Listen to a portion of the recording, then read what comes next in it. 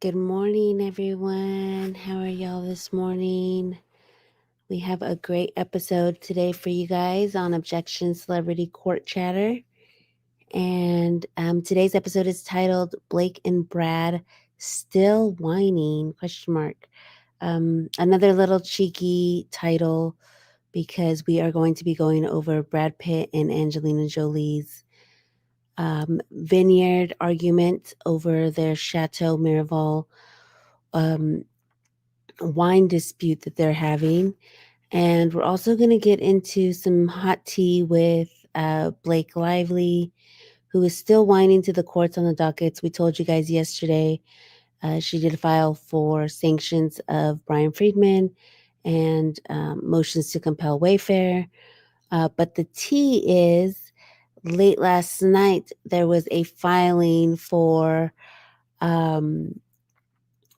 Perez Hilton has entered the chat again because you guys remember I told y'all on the stream that Ezra and them had to file a reply to his protective order, and they sure did. So we're just going to get right into it. Hey, Laura. Hey, at the beach. Yeah, my throat is still a little rough here. So, yeah, I'm going to thank you so much, Laura, for. I hope it feels better soon too. So hopefully today's stream goes good. I'm gonna just keep it moving here and get right into the Perez Hilton tea. So let me just pull that up real quick as everybody comes in here.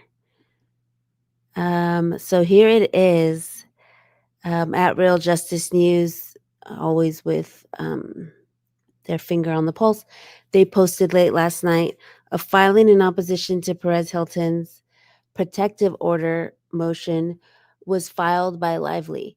For some reason, it's showing up in the New York docket, but not in the Nevada, because I think the protective order was filed in New York, so that was proper. But the intro is so hilarious because Ezra says, the motion before the court concerns an individual who, according to defendants, tag and then redacted. So someone else has said that they seeded, generated, created, or influenced social media content or provided related digital or social media services directly or indirectly at the request of or on behalf of a Wayfarer party or their agents or affiliates. The specific individual is Perez Hilton, a social media personality. But where it gets really juicy is down here where they say he has declared Miss Lively's allegations of retaliation non existent and labeled Miss Lively a quote bully who quote lies and is quote trying to silence Justin Baldoni. Mr. Hilton's videos are punctuated by name calling Miss Lively, coining mocking terms for her, including Blackface Blake, Lying Lively, and Ku Klux Khaleesi, and litigious Lively, which is so funny because it's all the ones that have like the rhyming names. Like, there's a word for that. It's not onomatopoeia, but it's like blackface Blake. It's I forget what kind of rhyming pattern it is, but it's like the first letter and the Lying Lively. So those are the ones he picked. And I found that so hilarious because or Ezra picked because yeah, they straight up put these nicknames for Blake in the filings, and I'm like, what kind of Twilight Zone world are we in that this is now in docs? And I know that I'm unserious, so to me it's just hilarious, but the judge might not find it hilarious, or I'm just picturing the clerk like I would be sitting there giggling. um Alliteration, thank you, Riley. He forgot Team Ridicula. I know. Team Ridicula, I love. That's one of my favorites.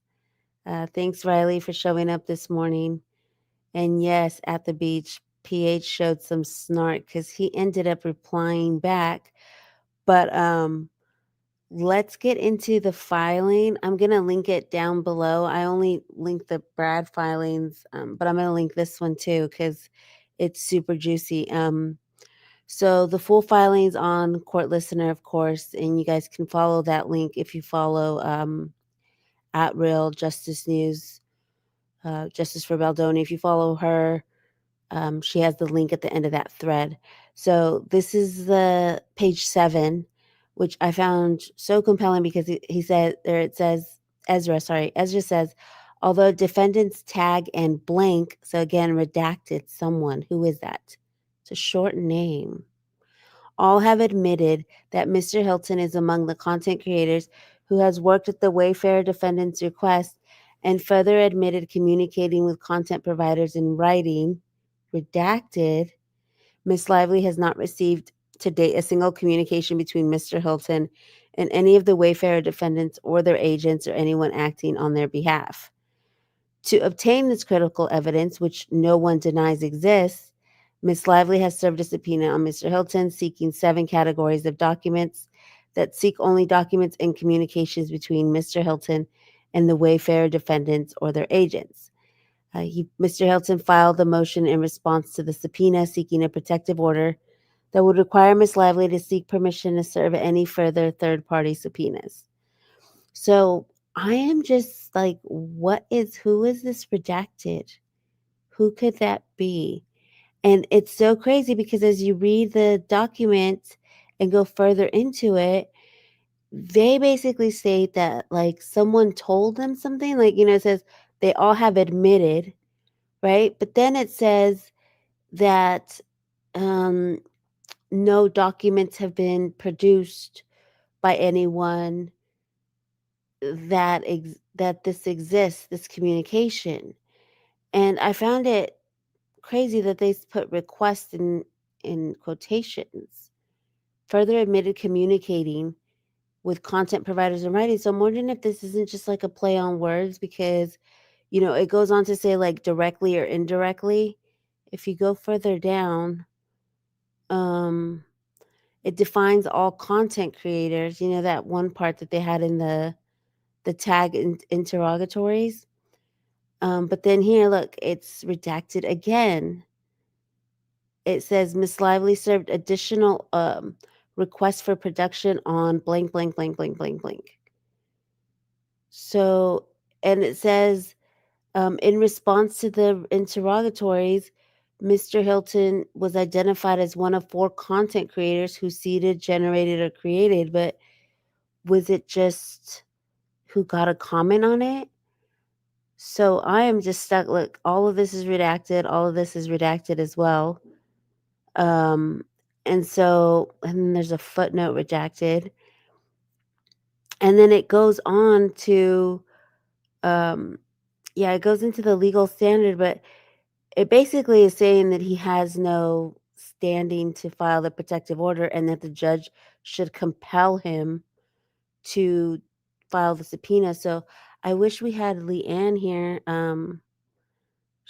Because I wanted to ask her about whether he had availed himself to New York jurisdiction by filing the protective order in New York. I'm not sure how that works. Who did I say had the link? It was at Real Justice News has the link. So if you follow her thread, it says this is the other part too. She seems to be suggesting that he's not a journalist, so he doesn't get journalistic privilege. And one of the things that she cites of him not being a journalist is like how he describes himself. I'm a working influencer, a working creator, where he calls himself the internet's most notorious gossip columnist, media personality, pop culture expert. And nowhere does he say journalist. So yeah, they make that argument.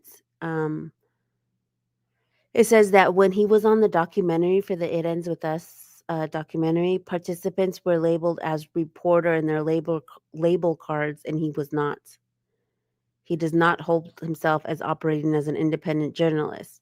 And they go into like what makes a journalist, which is so crazy. It's even more word salad, where they're basically saying that in order to be a journalist, you have to get commentary from the other side, before you, like, speak on something, so I thought that was crazy because, like, so what? They're gonna be fielding calls from all these, creator journalists? Um, they're just reporting the news, so I didn't get that part. Good morning, Christy. Thanks for flowing in this morning. I know it's early. Um, so yeah, so hold on, let me continue down this. So then it says she says that information provided to her by Wayfarer indicates that he was coordinating with them during the height of the retaliation campaign. And then they conveniently redact the text message that supposedly proves this. So this is some form of Exhibit F with the text message. So their final arguments are Mr. Hilton cannot seek relief on behalf of other non-parties. He has not established good cause. The court should construe the motion as seeking a protective order as to the subpoena and deny it. Mr. Hilton does not dispute that the information sought by Ms. Lively is relevant to her claims. The subpoena is narrowly tailored to court issues in this case. The subpoena does not seek the disclosure of privileged materials, and he's failed to demonstrate any undue burden.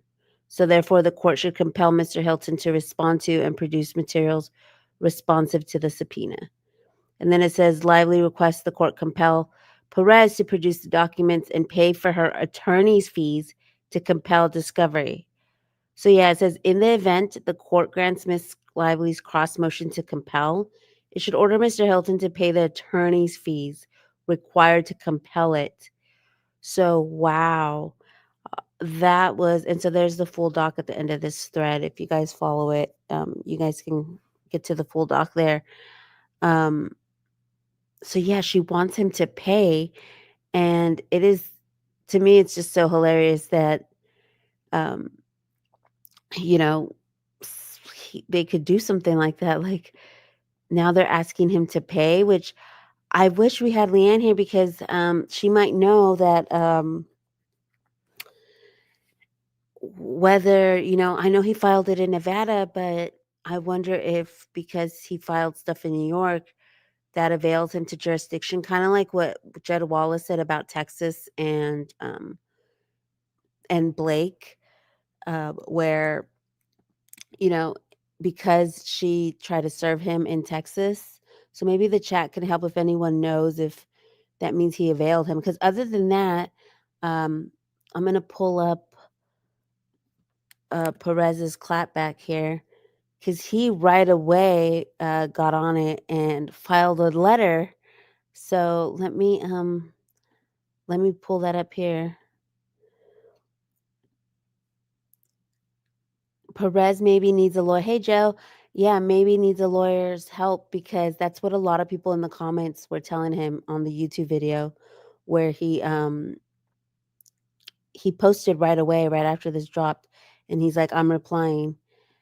Dr. J, what is the definition of a journalist? A journalist is a person who gathers information in the form of text, audio, and or pictures, process it into a newsworthy form, and disseminates it to the public.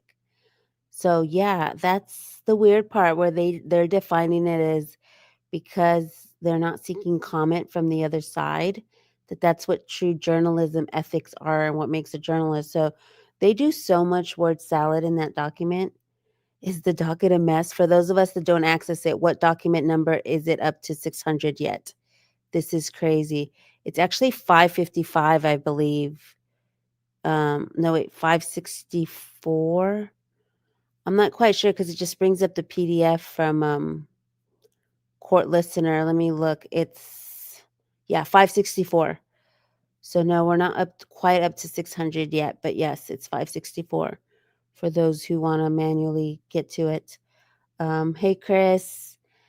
So let me bring up, hold on. I'm going to bring up his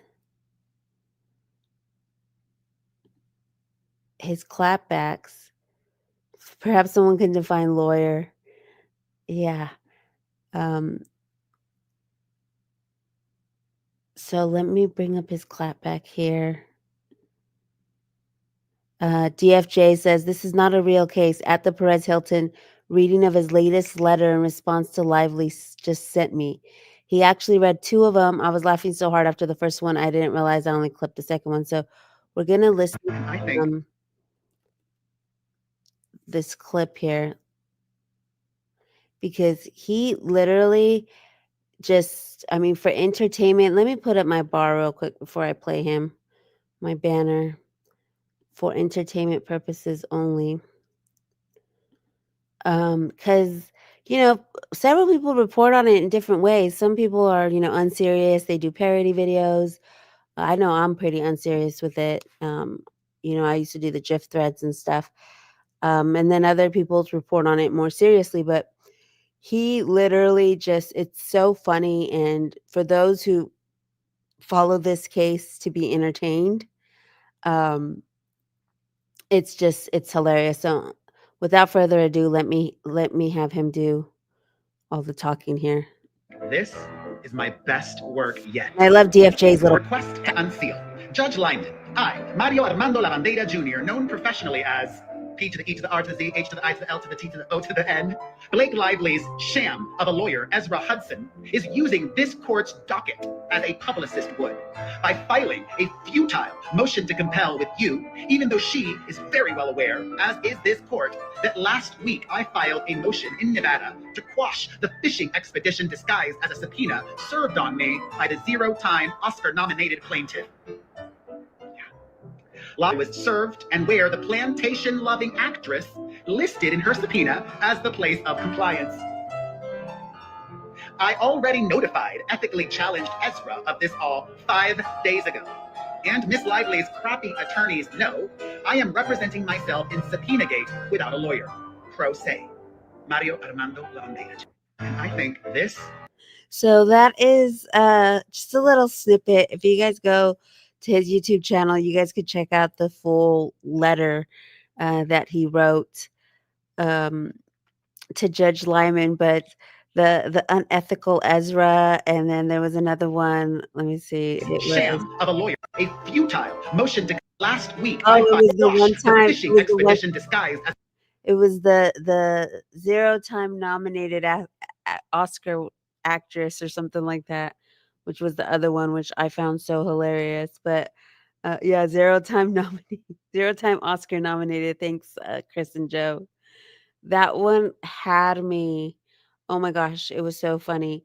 And so in the comments of this, people were freaking out. They were like, get a lawyer. Perez, you need to get a lawyer. Like, Perez, please lawyer up. Blackface Betty. That's one of the... He loves his adjectives almost as much as Manat attorneys do. He's trolling, but still he must have had some advice because he seems to include the essentials. I think he's using ChatGPT, Elizabeth. He had said he was using ChatGPT to help him. Yes, this is one of my favorites too. The Age of Adeline actress. Love it, Joe. Hey, Mia. Good morning. Thanks for waking up early with us. I know a lot of people have been asking for a little bit later shows because they missed the chat. And we're going to try to maybe do one show a week, maybe a little bit later. We'll see. We'll see what we do with the schedule because I have had several people in the DM say, I love the content, I love the show, and I just have to be part of replay crew because it's so early. But part of the reason is because I want to go watch my favorite creators later in the day too. So yeah, let's continue with the Perez of it all. Ezra's just whining, saying, you need to compel him for these subpoenas, and I don't know that they have jurisdiction over him. I wish we had a lawyer. I know I keep saying, "Where's Leanne? I miss Leanne." She's still on her cruise, so she was. She said she was going to stop by, and then Colonel couldn't stop by this morning either. But we'll for sure have her on another show. They think he needs a lawyer because Blake Sides will do something not ethical or legal. Yeah, that's what they were saying. They were like, "Be careful, it's dangerous." But seems like he's taking this as just content and just funny because one of the comments on the YouTube that I found really hilarious was like, he's going to get in trouble because of his tone or something. And I just started cracking up because I'm like, I mean, the judge isn't the tone police. Like, what can actually happen to him? I mean, he may be able to get sanctioned. I don't know if that's even a possibility. I don't know that there could be any consequence because he's not like a true party. He's not being sued. He's just being subpoenaed. And I know from Depp versus Heard that um, Amber Heard didn't provide everything that she was asked for. So we're gonna go. Yeah, Leanne is still in Mallorca. Oh, that must be nice. She's Blake free over there. Um, he's got a lot of lows. He's next on the list to be sanctioned after BF. I'm not going to be surprised if we see that filing in the docket. It would be unreasonable to sanction him as a non-party. Yeah. So I don't know if he can get sanctioned. It'll be interesting for the creators who do have lawyers on their shows to clarify, or if anyone's on replay crew, drop it in the comments if you know. I don't even think Blake can get an acting job, not even a movie project. I was wondering, does her Instagram normally say actress? Because I was looking at it yesterday and it just says like owner of Blake Brown, Blake Beauty, and Betty Buzz or whatever. Um, so I was wondering if she removed actress from her. Good morning, Jen. A non-party sanctioned, imagine that. But there's been crazier stuff happening. So you just never know. Oh, at the beach. Yeah, I forgot that part. He compares them to PR in the letter that he writes. He's basically like, Ezra is acting like a PR rep with this because this is, I don't understand why she filed this knowing that the motion to quash is in Nevada. She should be filing something in Nevada. How is she compelling me here? This is all just for PR. And so yeah, thanks at the beach for reminding me about that part. But y'all go watch the full video. It's at the very least very entertaining, and even the comments. Maybe Bushbirds. I know they watch my channel. Maybe y'all can do an episode on the comments because like it just started getting so funnier and funnier as you scroll down because everyone's like, "Watch out, Perez! Just get a lawyer!" Like warning, warning, like flashing lights. It's so funny. Good morning, Mama de Tia. Blake's side is trying really hard to get Freeman out. Yes, we're gonna get into that one. Um, let's go ahead and get into. So that's the Perez Hilton of it all. Ezra, we'll see if she claps back today. Like I am here for this. This is a whole other side quest. Is the Perez comedy? It was a great way to start the day. Comedy for sure. And mine, it was my great way to end the night because I caught it when it went live. I was literally about to go to bed, and I saw it drop, and I was like, "Oh my gosh, what is this?" So let's move on to Blake Lively wants more documents. She wants documents to prove there's an ongoing smear campaign into 2025. And Justice for BJS says, all I'm seeing is a crash out on the docket. And so she includes the link if you guys want to go and read that. It's about 30 pages. And Ludwig, if Laura, if you can link Ludwig's profile at Ludwig Sniffs Tea, breaks it down masterfully with Little Girl Attorney on TikTok. She had a video. So he breaks down the timestamps of what it is. And it says, she just dropped a 30-page motion to compel against Wayfarer, challenging nearly every single response. It's a sweeping demand aimed at closing what she claims are significant gaps in the discovery process. It lands right as fact discovery nears its deadline. It's a standard litigation strategy to file broad motions like this just before the deadline expires. Lively's legal team reviewed every request for protection they served, identifying every response they believe is incomplete.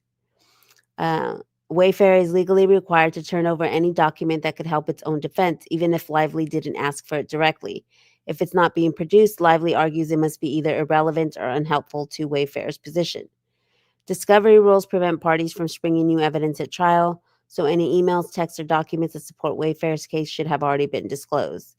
The breadth of this motion suggests that Lively's team is combing through every possible document they can obtain, indicating that the existing evidence may be insufficient to support her claims. Some requests push dangerously close to attorney-client privilege, including texts between Wayfarer execs and their lawyers. There was one that's mentioned in a Signal thread, and it basically says it's privilege and that the attorneys as well as other people were in there. And so I think that's the one she's referencing. This is an attempt to determine how far Lyman will allow discovery to proceed. Lively is pushing right up to the line of what's allowable in hopes of getting anything the court might permit. Most of these requests focus on the alleged smear campaign rather than the workplace harassment itself. That pivot shows where Lively may think her strongest narrative lies. Wayfarer is expected to argue that many of these requests either seek privileged information or that they're demanding documents that don't exist. And again, I'm going to go back to Depp versus Heard because there was so much that, Amber said, she didn't have or whatever. And I don't believe that she ever got sanctioned or anything for that. I think it was just um, she didn't have it. And there was, her friends produced text messages and then she didn't produce them. So that's another thing that's weird to me. It's like if you already have it from someone else, I guess I asked ChatGPT and it said it's to like reaffirm, the the messages or whatever if you get it from two different sources or whatever. But I remember in Debt versus Her that I don't think she ever got sanctioned or got in trouble for that. If y'all can help me on the chat if y'all remember, but the urgency and scope of this filing read like a final push to find supporting evidence. And she does, even in Perez's filing and in this filing, she's like, discovery ends like, in a couple weeks or whatever. Like, we need this now. So both of them show like extreme, like urgency that, the time's ticking. Uh, that they don't have enough for trial yet and are hoping something shakes loose. And that's, yeah. The consensus with the court of public opinion is that this is desperation. Lively asked for documents cited in Wayfarer's now dismissed complaint, but doesn't clearly explain how they're now relevant to the surviving claim. So a lot of the stuff cited in Exhibit A, that timeline, they go point by point on that, which is really interesting if you can go look at the actual filing because, yeah, they go to what's missing in there. Some of the requests are a rehash of issues already addressed in the Freeman law firm subpoena dispute. Lively is essentially trying to access protected information. The shotgun approach should yield some results, but it weakens the argument that each request is genuinely essential. So if y'all don't follow at Little Girl Attorney on TikTok, she's a great account to follow. She's breaking it down on video, and I love what Ludwig did, breaking it down here with the timestamps for us on X who's, can't go through the whole video or, just need the quick rundown. So um Amber blamed her for not turning over evidence. Yeah, I don't know what ended up happening with that. Um Let me look through the chat. Oh, Riley, you have a meeting for work, but I'll be back for a replay crew. Thank you, Riley. I appreciate it. Thanks for the support. Yeah, we're gonna get into Blake and Angelina here. Um, so there's a lot of reprehensible actions here. I'm totally disgusted that she wants the video of Jamie Heath's wife in labor. Yeah, that's one of the ones that has not been provided. I hope his wife deleted it. But a lot of people said that it might not have been provided yet because of the depositions and they didn't want to provide the video. They wanted maybe for Blake to say, this is what was shown, and then it's not exactly what was shown. So that's obviously just speculation. But y'all go check out that motion to compel. Oh, I don't know TikTok, so I can't link. That's okay, Laura. Don't worry about linking that one. It's just at Little Girl Attorney on TikTok. Next thing you know, she's gonna amend her complaint and add the internet as defendants. Yeah, like if you guys didn't catch my episode yesterday, Joe, it's called Blake versus et al. Like all the others, she literally is coming for everyone. So she shouldn't be going to Wayfarer with this alleged information regarding Perez rather than Perez. Shelley, they do address that in Perez's thing or in, the motion to compel Perez. They say because Wayfarer isn't giving them anything, then, and they've asked that, now they're asking Perez, but it's like, how can you provide a negative if there's nothing there? Hey, quarter fate. Good morning. Thanks for stopping in. Um, so that's the motion to compel Wayfarer of it all. Um, and then the other thing she's whining about, so she's whining about not enough documents. And if they don't exist, they don't exist, girl. Like, let it go. But, a lot of lawyers are saying this is just the normal stuff. But, there's other lawyers who are also saying the attorney client privilege stuff is going a little bit crossing the line. So, she's whining about Perez, she's whining about these documents, and then she's also whining about Bryan Freedman and these sanctions. So, Leanne is here in spirit with her color coordinated, um, cute little heartsies. I love it. If y'all don't follow Leanne, it's at KRJ2001. And she breaks down the filings with these cute little hearts and highlights, colored highlights, so to better understand it. And so here with the sanctions, she's like, I wasn't even sure what approach I was going to take. I just read 25 pages of repetitive crap. Should I read it in a British accent? No. If my throat wasn't feeling as bad, I would try it. But um, I've seen Lively complain about it in numerous other filings. There's already a motion for sanctions for the same issues that have not yet been ruled on, so this seems like a desperate act. And then she goes on to say, there's nothing here to break down. She's complaining about what Freedman has said and is making the case for sanctions, costs, and fees, claiming he's violating NY Rule 3.6, including revocation of his pro hoc vice admission to represent Wayfarer. So she wants him out. So she decides to color code it to highlight Freedman's word. It says, finally, despite not being a party of this litigation for 2 months, Ryan Reynolds still appears. So she highlights anytime he's mentioned in red. So if you guys want to read the filing, go check out this thread, which, instead of reading the full 25 pages, here she highlights some of Freedman's work or words, as well as like the relevant portions. These are all, sorry, my bookmarks. So I went too far, sorry. Here, let me click that. Sorry about that. So here they are. And look how pretty that looks. So if you guys want to read it that way, you can go ahead and go there. But I did pull up some of these words here that I found compelling. So they put together this document that's 8 pages long of every single statement that he has made, because they're basically trying to sanction him for statements made. But this is one that I found compelling, where it says, I'm not going to speak to when or how many lawsuits because it'll shock everybody, but it will be supported by real evidence and tell the true story. And the reason this one stood out to me was because y'all remember the New York Times video with Megan Twohey? And she also says, like, this is the true story of what happened, which was Blake's version. And so it's like, how is this, sanctionable when it was already something that Megan Twohey said as well, that it was as truth? So I don't know. I feel like this is just him defending himself. Yeah, Sean, she's compelling documents that don't exist. Exactly. Leanne has the most beautiful UK voice. She sure does. She sure does. Crying that Blake does is her greatest accomplishment. Oh, crying is what Blake does. It's her greatest accomplishment.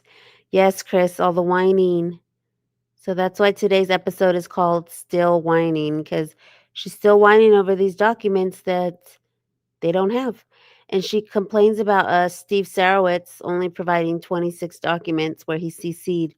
And it's so funny because if you read it, she's like, and he doesn't provide a single word that he uttered. And I'm like, well, if it's spoken, it's not written. What do you mean that he uttered? Like, it's just so funny the way they write. I found it so funny when they said Freedman called Blake a bitch and he didn't say it. Mia says that, yes. And they even provide the transcript later. We talked about that in yesterday's episode, that they provide the transcript, and it was Megyn Kelly who actually said it. So yeah, Michael Gottlieb in court says, and Freedman called her, a bitch or whatever. And then later on, he has to submit a letter to Judge Lyman clarifying or correcting that. So, yeah, it's just getting crazy and crazier, the whining is. And so, don't club baby seals. I love this name. This is one of my citizen followers. Um, they said the second attempt at sanctions and today's motion to compel, excuse me, it just reek of desperation. She's got nothing. I think I smell a settlement. And then I love this gif. There's an aroma.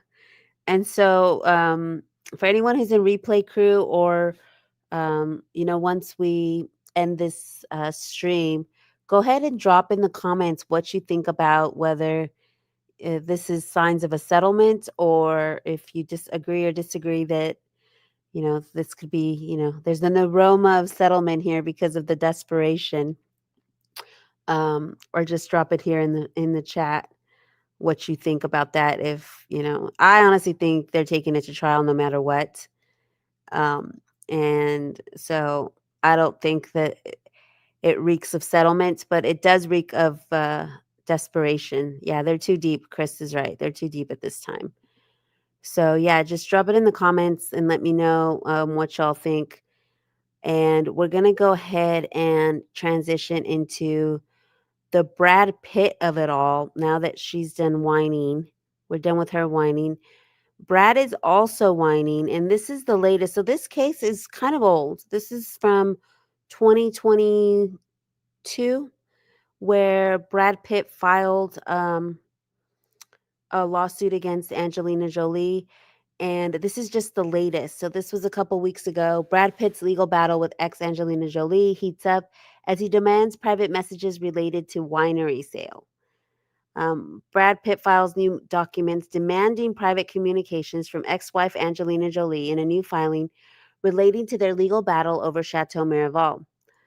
On June 30th, the F1 star 61 filed court documents obtained by people revealing his attempts to depose Alexey Oliynik, who works for Stoli Group.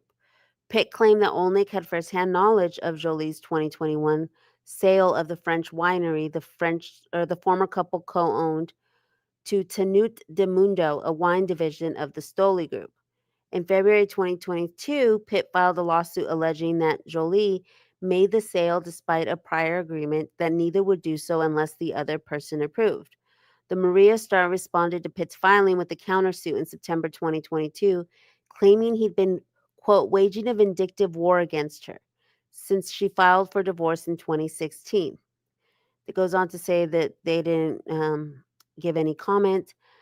Per Pitt's new document that was just filed in the Superior Court of California, Oliynik has refused to turn over relevant documents or appear for a deposition, arguing that he could not be forced to do that as a resident of Switzerland.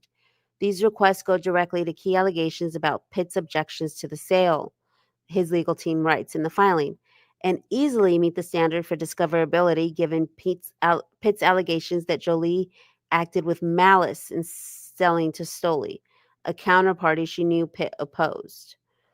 Pitt and Jolie share 6 children, and they just finalized their protracted divorce last December. Jolie's legal team has said in court documents that Pitt refused to buy her out of the winery business because she didn't want to sign a non-disclosure agreement that was designed to force her silent about his abuse and cover up, referring to a private jet flight in 2016 in which he allegedly verbally and physically was abusive with his family, even though he was not charged by authorities after investigations, and Jolie declined to press charges at the time.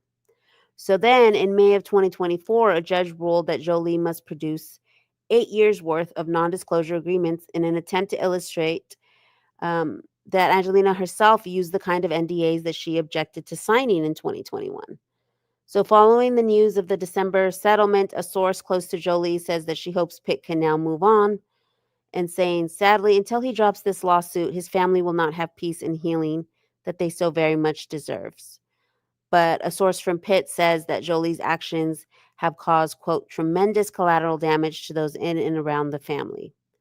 So I know that was a lot, but we're going to get into it. Down below in the description, I have both filings linked. So This is his second amended complaint. I believe it was the last one. This was filed in 2023. So you guys can go through it. Um, I was going to have Colonel on the show. There's a portion here where it talks about the Miraval bottle. Where is it? And how it's the shape is so easy to pour, because she talks about how she pours it for people. She's a server, and um, yeah, I found that part compelling, that it's like a unique shape and stuff. And I know someone yesterday in the chat says that it's actually pretty good. So, anyways, it's 79 pages, definitely worth the read. He goes into why he's saying that she, broke this contract. And so you see all these claims here. Most of those were basically thrown out. Only the two breach of contract ones survived. And then Spy Group Holdings Limited was also taken out due to jurisdiction.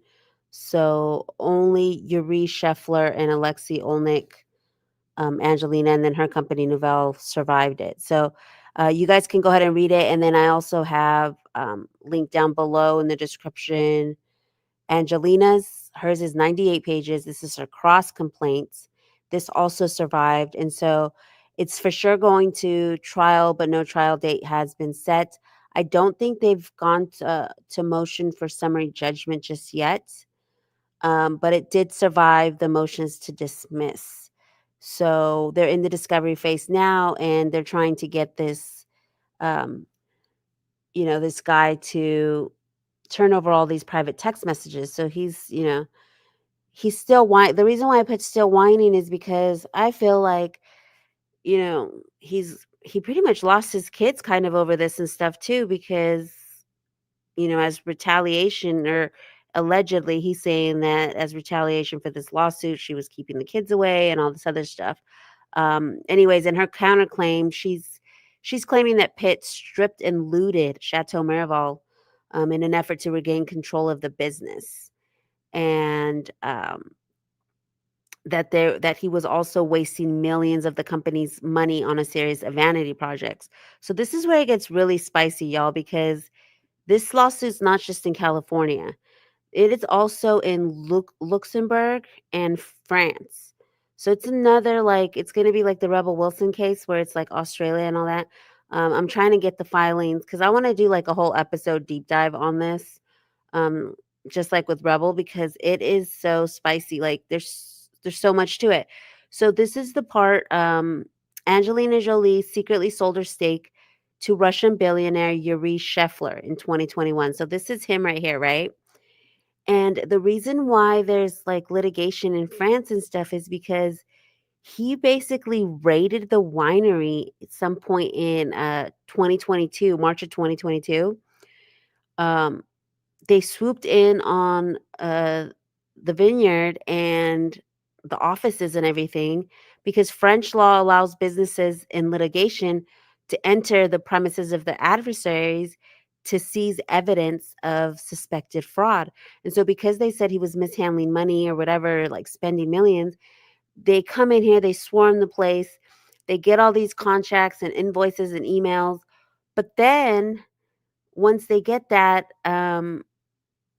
Brad Pitt files something and the court reverses that decision and locked and sealed those documents as they were working it out in court. And so Brad Pitt eventually wins that, and they have to, like, with their tails between their legs, take, the files back to his office.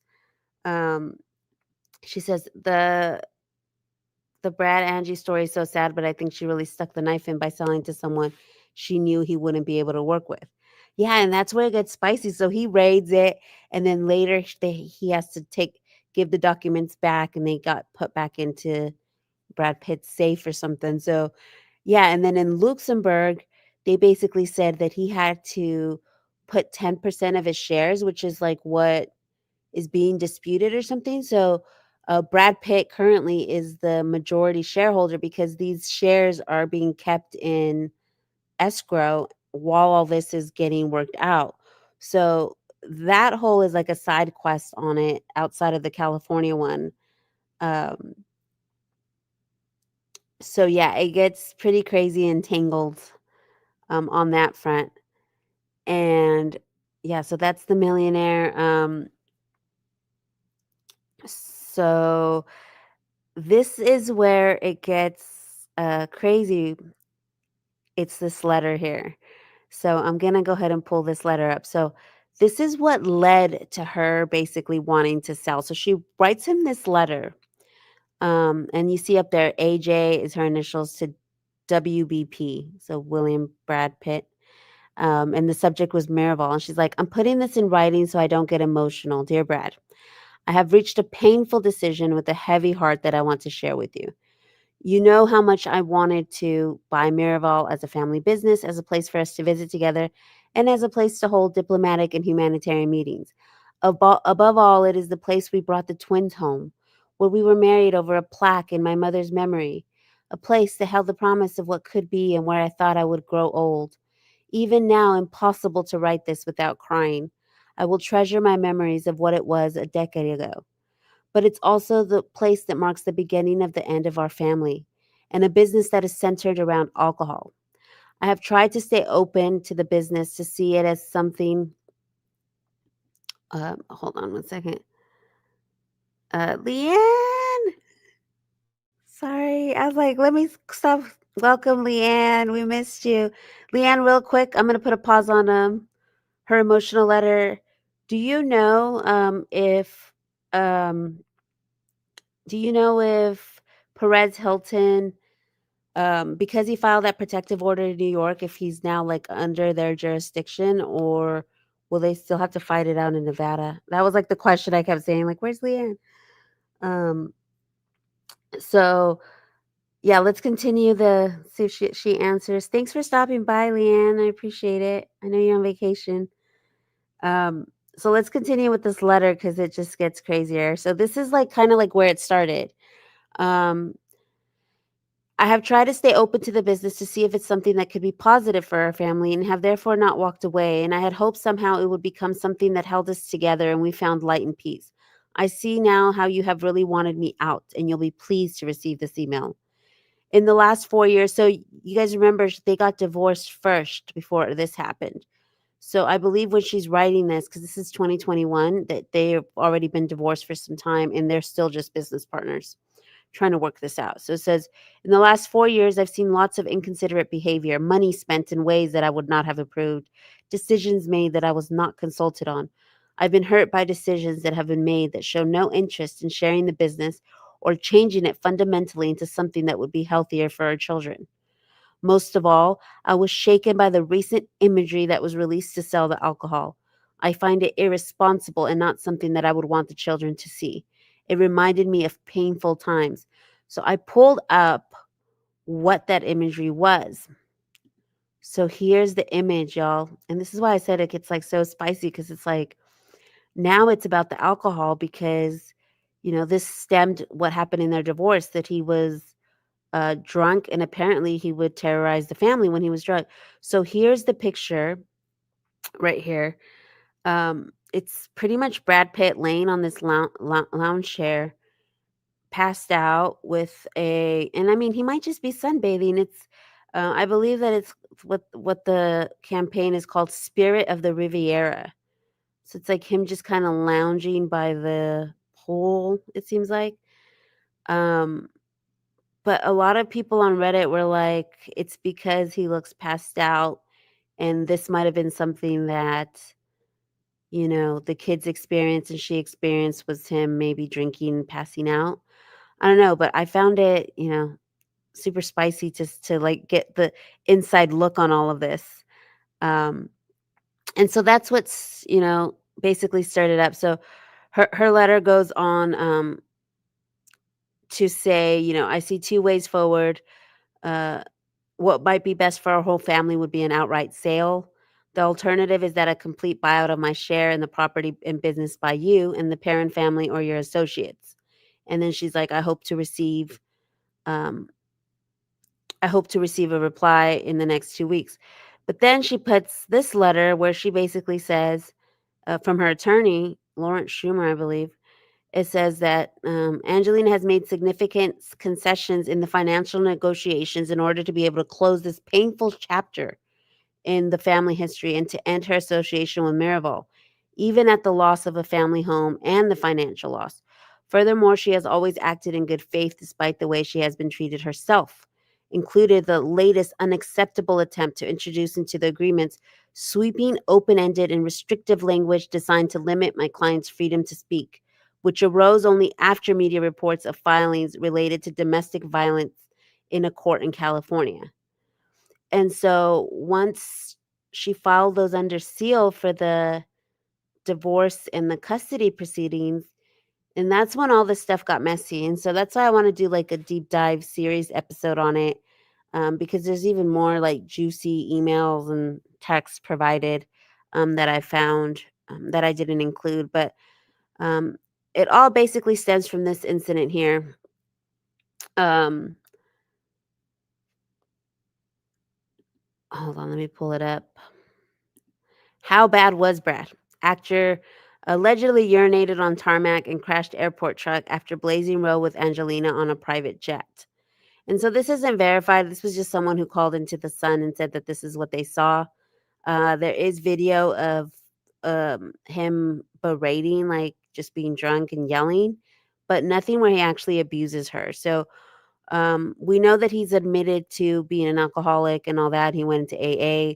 His kids have since, disowned him. He's got the two minor kids, the twins that are 16, but everyone else, all the other older kids, dropped the Pitt from their names. They, what is it called that kids like the Gen Z people now say? They went no contact with him. Um, and so yeah, this is basically what had happened is um he berated her and then was drunk driving around. He crashed a car, but I mean, there really was no proof except for this person. But it says um, we got a source that called in the details, and frankly, we believe the source. There's no reason to paint tails. So the eyewitness detail came after a video had emerged showing a drunk Brad Pitt raging at his wife. So that's the only thing that was proven that he was drunk and yelling. So that's that. That is the story of, the Brangelina winery. So we'll see if he's able to compel that. Um, I know that they're trying to say that Oliynik can do his deposition via Zoom, which is something that's been trending lately since COVID, where it used to be like if you weren't part of the jurisdiction, you didn't have to show up to a deposition because if it was like certain miles away, you didn't have to show up or whatever. But now with Zoom, um, it's like blurring the lines on jurisdiction. So that's also something to look into as well with this case. Mia says, "I feel bad for the kids." Yeah, exactly. Yeah, see, Lara says it surprised me that it was still going on. So yeah, it's still going on, and this is what I'm saying about Blake Lively. How we're so lucky we have. Oh, look, there's Leanne. Let me pop her in real quick. Hey, Leanne. Are you still there? Yeah, I'm still here. Oh, yes. We get to hear you. I was about to do a British accent, but my throat was when I was reading your filing. Oh, Um, Thanks for joining. oh, Um, it's alright. It's gonna be a bit noisy, so I'll mute in between and stuff. But I'm in a cabin on a cruise ship, so yeah, that's so awesome. I'm so excited for you, and bless your heart for still keeping up with the sections because you're like echoing a little. Uh, Can you hear me? yeah, there's like. Oh, sorry. Right, sorry, I did say it was gonna be my little Yeah. one's being noisy. Oh, okay. I was like, "What is it?" I was like, it sounded like a ship horn or something, but then I was like, "No, is it a?" Yeah, no, she definitely sounds like a shit porn. That's one way I describe her. So, real quick, while we're talking about jurisdictions, so did Perez avail himself to the New York jurisdiction by filing that protective order? Do you know if Uh, it I works or? haven't looked at it. He may have, but it would be a similar argument to what um uh Jed Wallace is using against That's Blake what I thought Lively. too. That's what I thought, that maybe that's why he availed himself, and either way, I feel like Nevada might do what California did and throw, that motion that he filed in Nevada back to New York, so, I mean, because he was basically. Go ahead. I'm less inclined to say yes, he has though, because the subpoena should have been like a new Nevada jurisdiction. You've got to serve in the state that you want to enforce it. He lives and works in Nevada, so she should have issued a Nevada subpoena. And that's the same argument we all made about our subpoenas was, well, you can't just, send a New York subpoena all around the country and abroad, in my case, and say, well, it's okay. It's, we can enforce this. No, you can't. But so I'm on that side, like, because he's obviously filed the motion to quash in Nevada. I think the protective order could be seen as something separate, though, in many ways, because he is saying to Judge Lyman, look, you've got this case in your court. Can you please tell her to knock it off? And Yeah, I'm not so sure that means that he's availed himself, because yeah, it's gonna be interesting to see Nevada, then. yeah, the Nevada court would deal with the subpoena, like, well, does this need to be quashed, or, so on and so forth, like, or does it need to be narrowed? But, Nevada has kind of no jurisdiction over Blake Lively or this lawsuit. So he's done the right thing to ask for the protective order in New York. It's going to be. I'm not convinced that means he's availed himself myself. But also, I mean, Blake Lively started her discovery and everything with Jed Wallace in Texas, and part of that Rule 202 request for the deposition was that you have to swear, you have to sign like an affidavit to swear that you intend to litigate in Texas as well. And that's why Jed Wallace is kind of leaning into that, saying, well, hold on a minute. When she made this request for this, for this document to serve me, technically she agreed that she would be litigating in a Texas court. So that's the argument he's making. It's a really good argument for the jurisdiction for Texas. Yeah, But I just the wondered press that hasn't way, done 'cause that, I was like, I need Leanne here because she would know. So, yeah, I was just curious because I was like, maybe, maybe not. But I'm curious as to like what's gonna happen because it's so spicy. Like it's now my new favorite side quest. Like we have Jen Abel, we have Jed Wallace, and now we have this like really fun and entertaining Perez side quest. Because I he's know. definitely I entertaining. woke up this morning because I posted his letter to his snarky letter to the court to Judge Lyman like yesterday, and Mhm.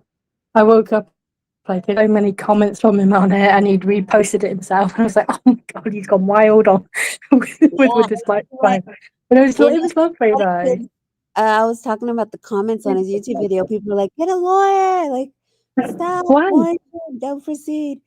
He Because doesn't. people I feel don't like think he it's needs going a too lawyer far, though. or that a lot of people thought he was going too far with the tone, and then I thought it was super cheeky that he signed everything XOXO. I had commented like, "Wow!" Between the XOXO and then the alliteration on the nicknames for Blake, like these are actually in court documents. I was like, this beats the Heard versus Depp.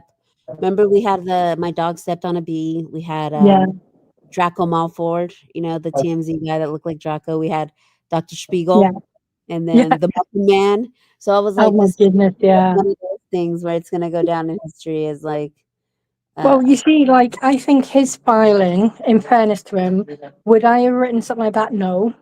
Even if I was like I wasn't, um, I didn't have a legal background and all that. Um, I still probably would not have written that myself. But that is me. It's his filing. He's not a lawyer. He's writing it. It's very him. Um, And to be honest, we've all thrown snark in, we have. Like, mm, I threw snark in my letter about her having authorship of the word untraceable. You know, Yeah, we've also, and Cassidy, Cassidy kind of went for the Cassidy went judge as well a after little bit. You Cassidy know, went after Judge Lyman and hers too. But see, I'm yeah, more of like a scaredy cat. I'd be like, I don't want to mess with nobody who's about to roll on anything of mine. Um, but I yeah, mean, it had to be said. Some people are brave enough to just say it, and yeah, she yeah. stood 10 toes down on Lyman since the beginning. I She's mean, made videos. he will have weighed up the risk of that. You know, like Blake Lively's lawyers. I think they've already submitted. I haven't read the response, so don't quote me. But I'm pretty sure I've read other people talking about. You know, the lawyers have requested that the subpoena be transferred to New York, like they did with the Freedman one. Mhm.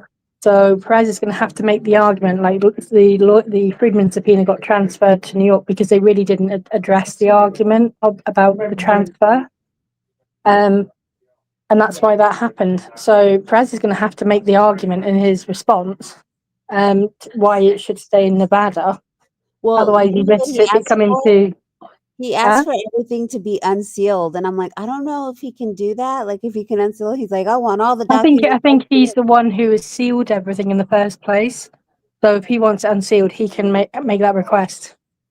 Because there was parts in it. You missed the beginning of the stream. There was parts in it where it kind of alluded to like Tag and one other person that had like a short name that was redacted that had said that he was part of the smear campaign. But you know how they play with words. Yeah. So yeah, it was really weird how they almost made it seem like someone had like mentioned him. But then again, it's like, was it just for a comment or something? Like, it's really weird. So I Yeah, don't 'cause know. He wanted I've all of seen. the other stuff. He wanted to Sorry, be able go to on. read all that before he responded.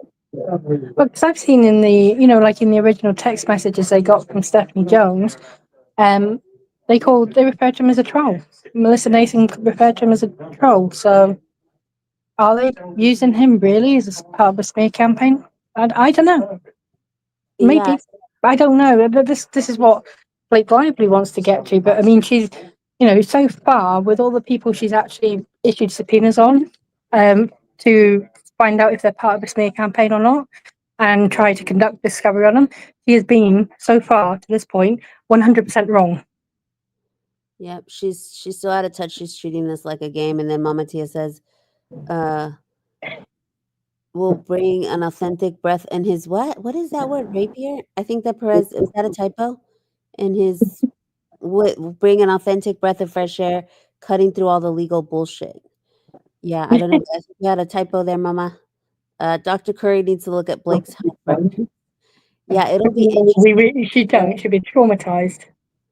Like, this whole thing is just it gets crazier and crazier just when you think, oh, rapier is a sword. Okay, I was like, I didn't know that. Thank you, Oh Gigi. yeah. I didn't know. I'm learning something new every day. I was like, Oh what yeah. that word? Thank you, Mama. Okay, so and his sword will bring. I thought it was like the other word. I did not know it was a sword. Yeah. Gigi, I appreciate you for clarifying that because I was like, what does she mean?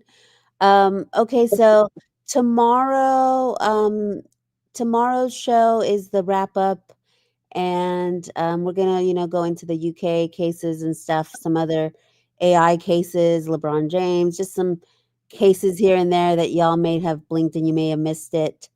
So that's gonna be tomorrow's show, and then Friday we have a great show for y'all. I'm trying to get. I believe he said he's coming on Friday's episode. It's our first objection sidebar. Um, and it's gonna be on PR. So, Jeremy Knopf, I don't know how to say the last name, but, he's gonna come on to talk about PR. This is a post he did, yesterday saying, "As the witch hunt is drawing to a close on the subpoenas, all she got, was further destruction of her brand. If you ever find yourself in a PR crisis, just do the opposite of what she's done throughout hers, and you should be in a pretty strong position." So, yeah, we're gonna go over the Blake PR stuff and then as well as other people in court battles, Jonathan Majors, and how they went about their PR, Alec Baldwin in the Rust trial, um, Brad Pitt. So, yeah, we're gonna be talking about Brad Pitt as well, and how he went from, bad Brad to now, breaking a record with his movie F1. So, um, we're going to talk about his PR, and then I know Bieber doesn't have a court case, but I really want to talk about the PR with Bieber and his rebrand. So we'll see how much we can squeeze in. So that'll be at 9 a.m. same time on Friday for that show.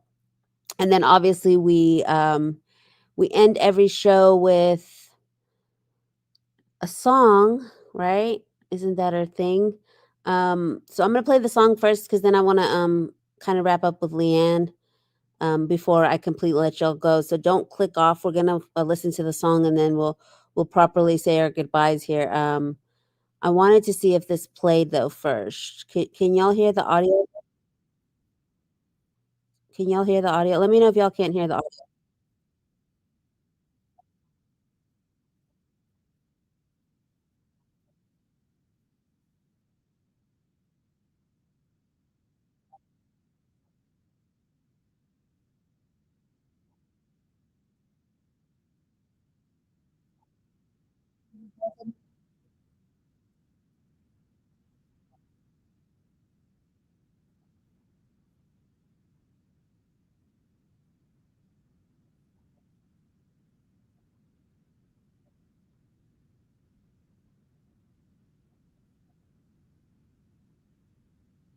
Okay, no audio. Hold on.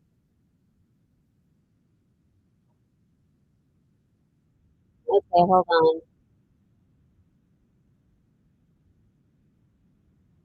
Hold on, y'all. Let me try and pull up the tab again because yeah, I did get that. Don't hear anything. Okay, thank you. Let me pull it back up again. And then share the tab. So hold on, let me pull it back up again. Let me pull it back up again and see if it'll share it now.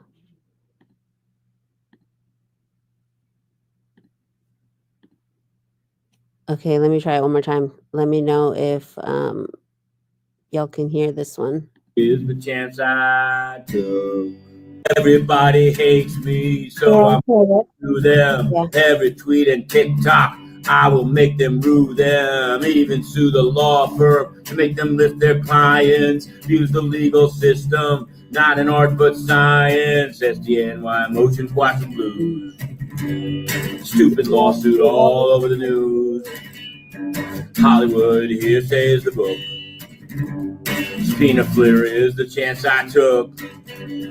Everybody hates me, so I'm gonna sue them. Every tweet and TikTok, I will make them rue them. Even sue the law firm to make them list their clients. Abuse the legal system, not an art but science. SDNY motion washing blues.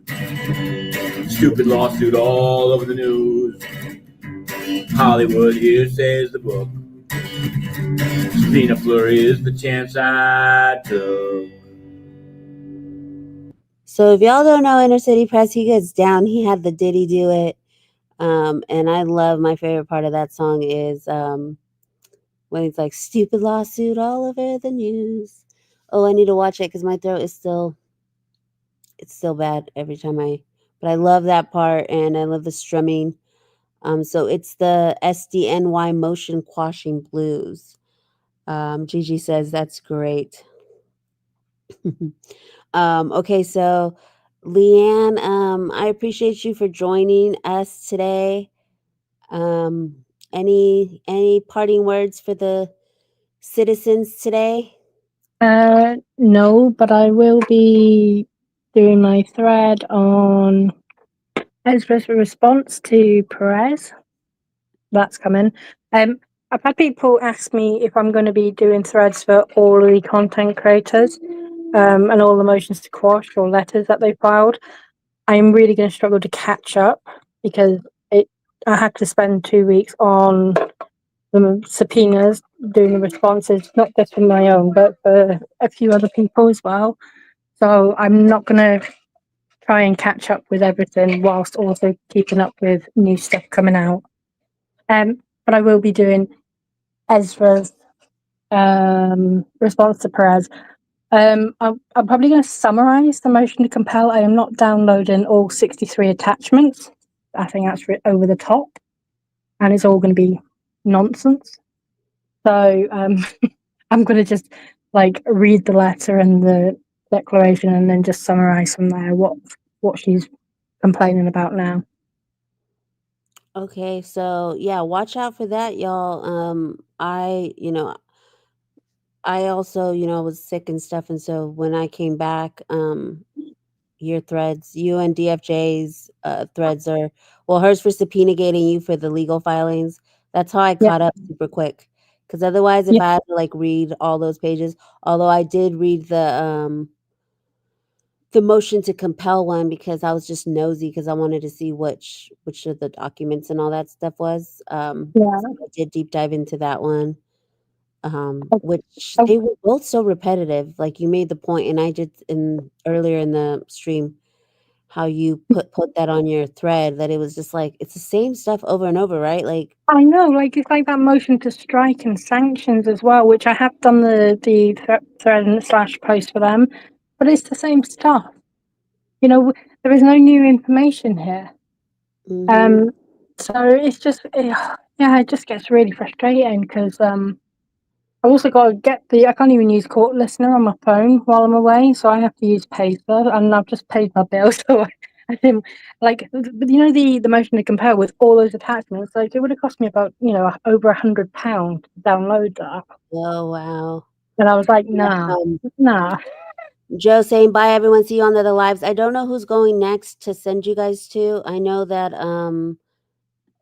Cassidy said she was going to do it in the morning. She didn't do a stream last night, so I don't know if she's streaming. But Joe, I am going to have Jeremy. He said he'd come on Friday at 9 for that PR episode. So yes, he will be on. Ezra's scared of Leanne reporting. She should be. All them cute little colored hearts. So yeah, thank you And everyone. Thank you, Leanne, for chiming in. no, fine. Like, I'm going live tomorrow. Actually, are you joining me? yeah. What time are you going live tomorrow? I don't Um, know. It'll probably be about 5 your time. okay, yeah, I will for sure join you on that one. And really quick, y'all, I'm doing a really, really important show tonight. Before I forget, y'all. Tonight for the true crime stuff. Let me pull this tab up. We're gonna have Crystal McCrory's sister. She reached out to us to feature her sister's story on the show. And so she's gonna come on. This is Crystal McCrory, whose death was ruled a suicide, and it's super, super fishy. Um, there's this little trailer that DFJ put together for the show tonight that basically the math just isn't mathing. The way the gunshot wound was, the way her husband attempted to do to collect on a life insurance policy. So we're going to be doing a letter writing campaign and giving you guys all the information on how to reach out to media and stuff like that. So if you guys can tune in tonight to this, it's really, really important case. Her family's really trying to get eyeballs on it, and yeah, we're gonna have her sister talking with us about the evidence and how all the attempts she's made to try and get this in front of the media. So if you guys can help us out with that, that'd be greatly appreciated as well. So thanks again for stopping by. And yeah, I'll definitely join Leanne tomorrow for that stream. And then we also have the legal wrap up same time, 9 a.m. So I appreciate everyone for coming by. Take care. Bye. Oh, Laura said what time tonight? Sorry. It's going to be at the usual time, which is 8 or yeah, 8 Eastern. So yeah. All right, guys. Talk to y'all tonight or see you in the morning.